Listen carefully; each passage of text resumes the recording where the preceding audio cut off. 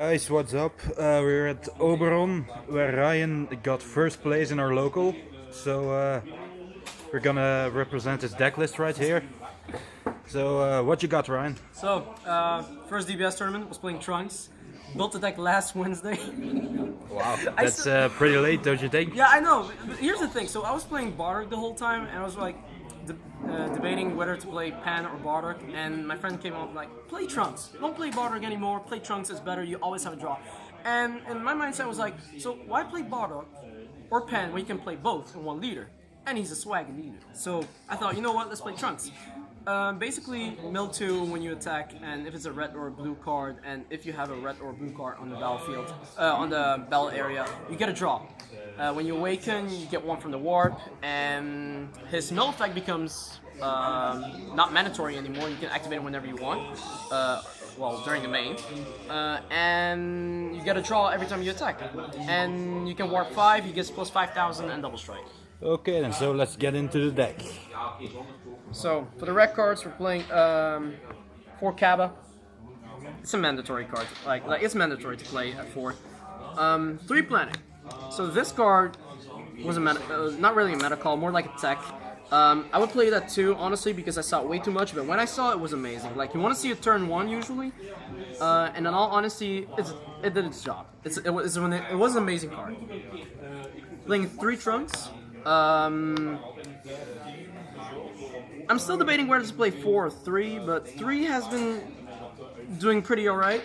I did evolve into Chain Attack with it multiple times, but still debating whether to play 3 or 4. For Gohound, I think I want to play 3, honestly. I think, but I got so many draws from him. It's really, like, it's amazing. It's good.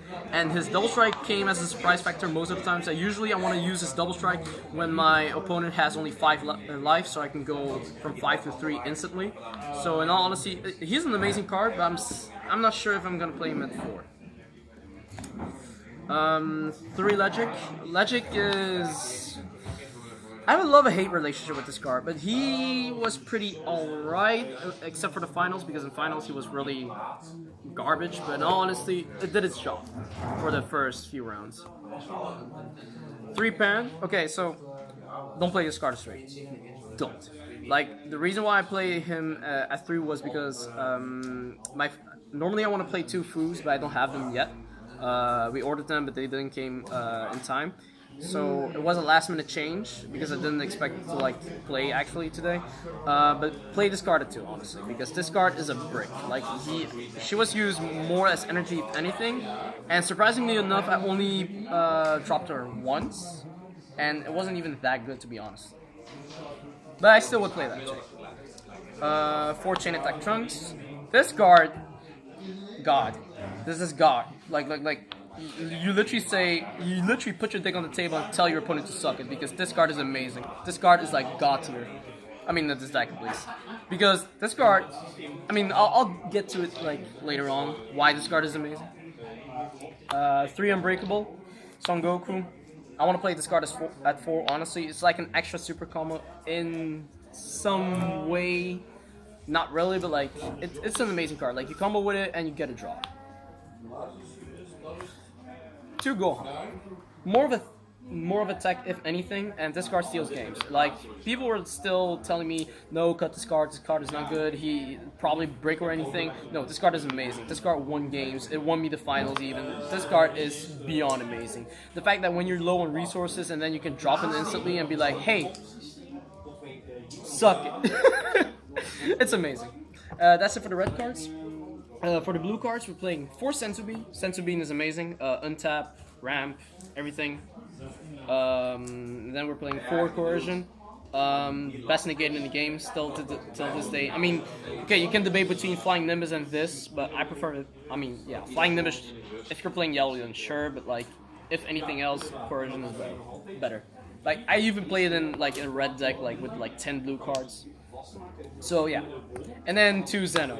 This card, oh my god, I cannot stop saying this card is amazing. Like, holy shit, like every time I put this card on the field and I was like, oh, like in finals, the first game, I literally ran through 3 Cold Bloodless. I had to resolve 4 chain. Well, no, I had to try and activate 4 chain attack. And I could only resolve the 4th one.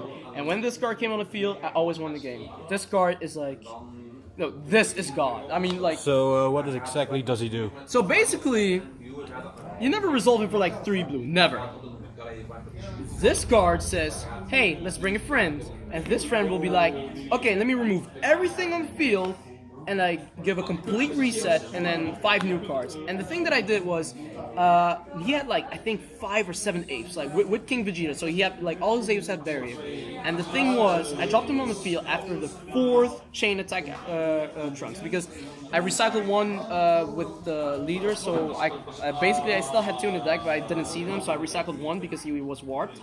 And when I dropped him on the battlefield, I gave him like 3 or 2 marches, basically all extra cards, so he couldn't really combo with them, and then just push for game with this card.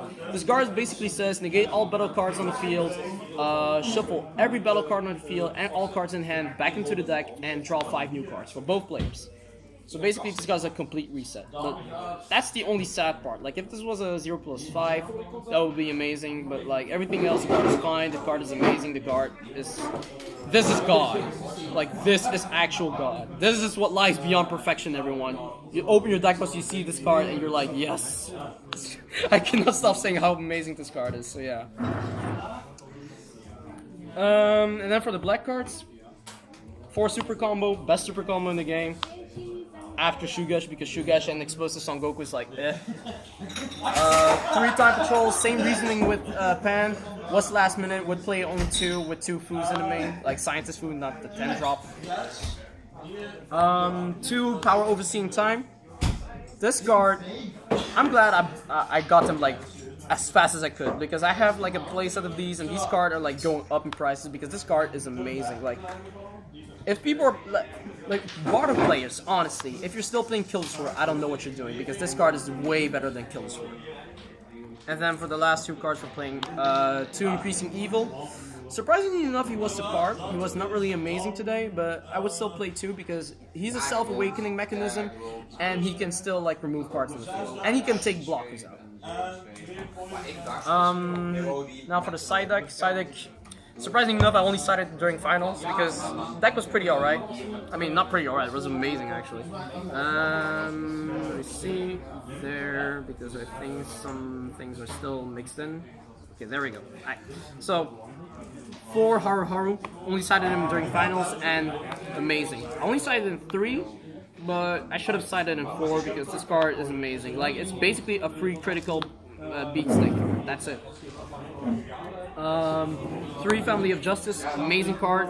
I don't know if I should side it at 2 and then like take 1 out and then side something else. Maybe like if there are more interesting cards to side in, then yeah, sure.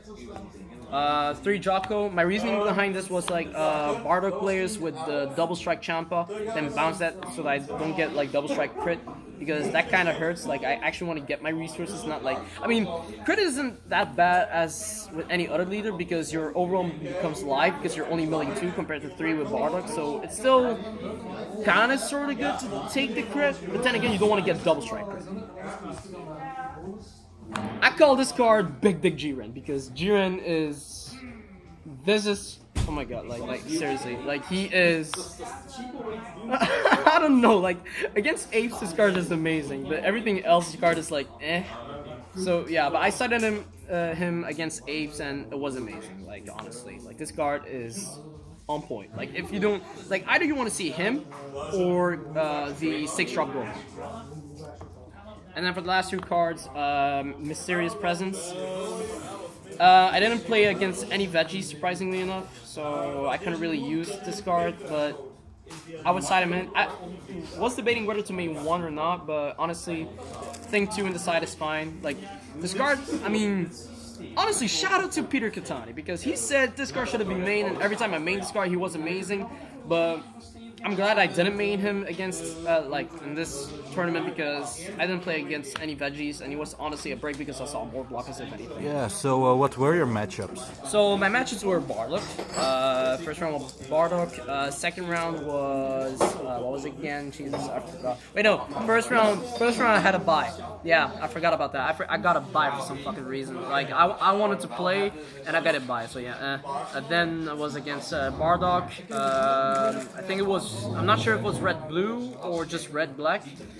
And the third round was against Majin Buu, and honestly, oh my god, Buhan, that's the name. Buhan is scary, honestly. Like I was in luck because the fact that I had the whole tournament I saw 3 to 4 super combos. I don't know why. Like DBS gods are watching me for some reason. Jiren is watching me, guys. Jiren is watching. No. Zeno is watching me. Basically, they're both watching me because like every time I didn't have to mulligan a lot of cards, and like the first 2 rounds I didn't even have to like mulligan at all because I had the perfect hand. I saw my M2s.